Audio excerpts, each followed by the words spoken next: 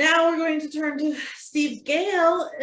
He talks about his time here with Rise and Shine as we're wrapping up our club meeting. Steve Gale.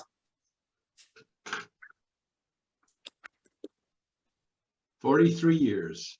Can you believe it? 43 years. And the club is finally holding up. I've come to a point in my life where I can see the sands of my hourglass running out. And I've decided the perfect way to exit this life is in my sleep. Not screaming like my guests on my raft. There's a lot of things that transpire when I think about our club. Our club's been very nomadic. We've had a number of places where we've had our meetings, the Dixie Diner. We've been over at the Shiloh. It just seemed like we were having a hard time finding a place that we could stay. I thought that we were doing quite well for a while, and then COVID hit and everyone went home. And I think that had a lot to do with the effect of what was happening in our club. Our club was a club where we came, we interacted, and with the COVID, we're kind of confined to a limited space. And I think there's something to be said about a live audience versus one on Zoom. There have been a lot of people that have been in the Toastmaster Club that I remember. I remember a gentleman by the name of Dennis Weinbarger. Dennis was a minister. This is a true story. He said that he had got a congregation there in Idaho Falls.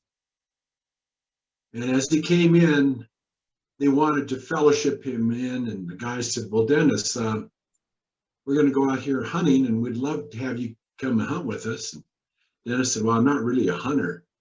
They said, well, you don't have to hunt. You just come and enjoy the comradeship of being with people. So he said, well, I can do that. They got to camp and they put him in charge of making coffee. And this is all over an open fire. You get the flames up and it's like a percolator. And he says, well, how do you make it? He says, well, you get the coffee pot, fill it with water, take a couple of handfuls of coffee grounds and you put it in there. And you just let it set and boil. Okay, and then after a while, you drink it. Well, he got that down. He drank it, and every day he got stronger and stronger. And he said one day he got so strong that he swore it was taking the hair off the roof of his mouth. About 4 days into the hunt, it was time to break camp and go home. And Dennis said, well, okay, I'll toss the coffee out. They'd just been adding coffee to it. He said he took off the lid for the coffee pot, poured the grounds on the ground, and a dead mouse plopped out. They had been drinking coffee all the week with a dead mouse in it. A lot of times you will embark and share with us some of these stories that even though the club is about to cease, they will long live with those people with us. You have a lot of value because you have enriched my life. I remember Morgan MacArthur. He used to go down to the gravel pit off of Pancarry.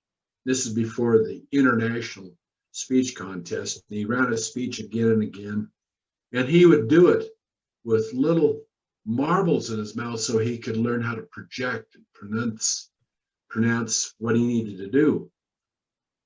And he said by the time he had lost all of his marbles, he was speaking pretty good.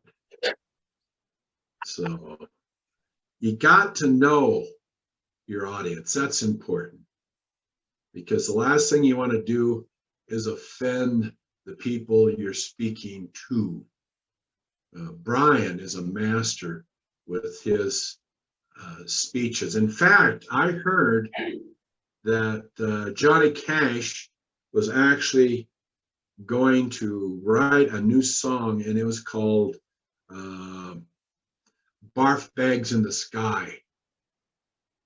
That was a great speech that she gave there. I don't know how many barf bags you had, but visually it was packed with lots of information. And a lot of you folks have shared your pain and sorrow with us because of certain happenings in the family. I remember Steve too, with his son Alex. This was interesting because we did get into a situation where Alex wanted to show the world his ability to improve the stop signs in Idaho Falls by just a little personal touch here and there. And then Bill, you'll find this interesting. One of my jobs was a projectionist for Mann Theater in Idaho Falls.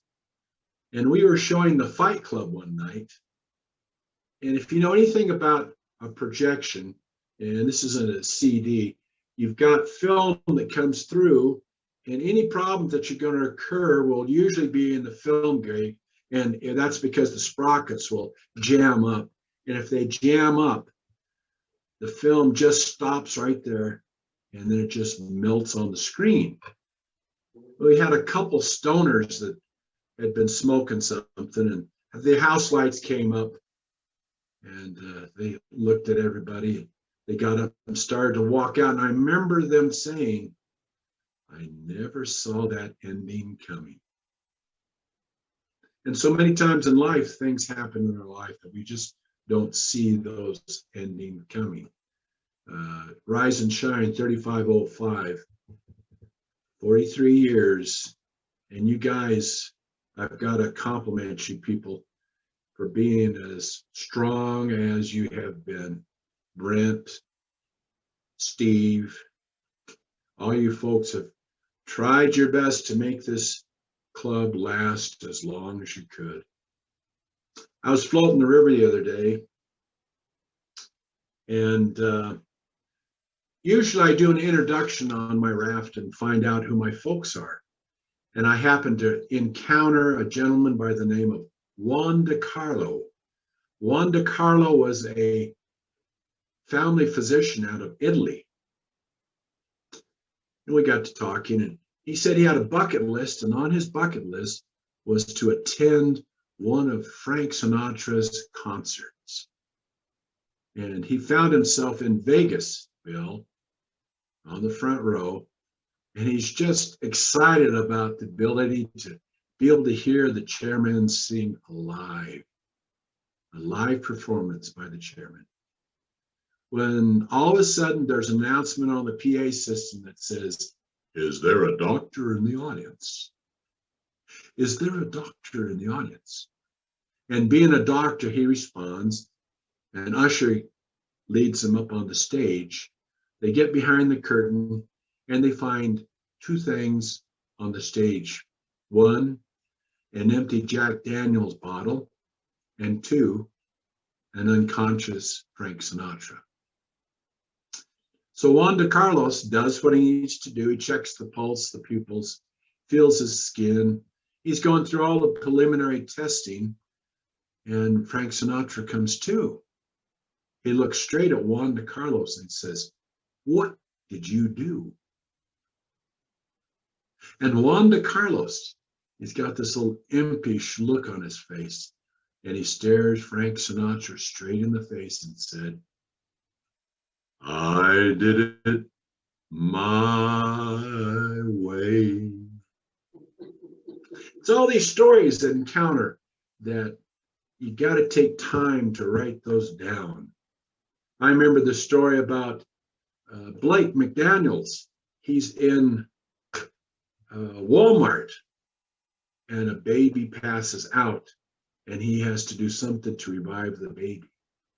These are important histories that we cherish and pass on to the next generation.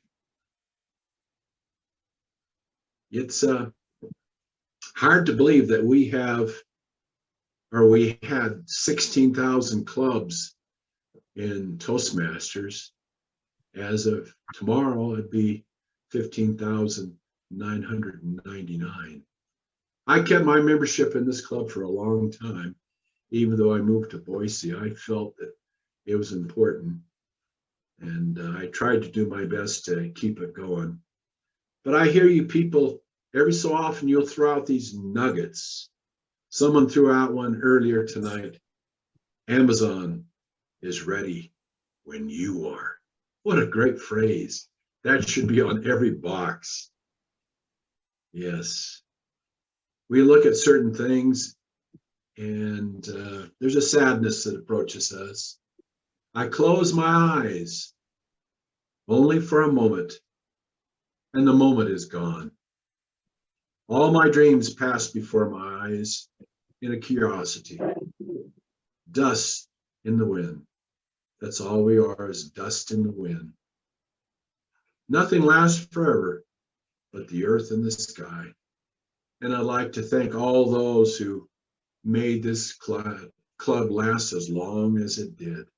You need a great pat on the back, because I think we feel the same pain. But like I pointed out earlier, being there, seeing you is so much better than Zoom, because I feel that you're restricted to this area. But I think it's important that our club has come to a point in its 43 years, and it has to decide the best way out. Thank you once again for doing what you've done, Mr. Toastmaster and fellow Toastmasters.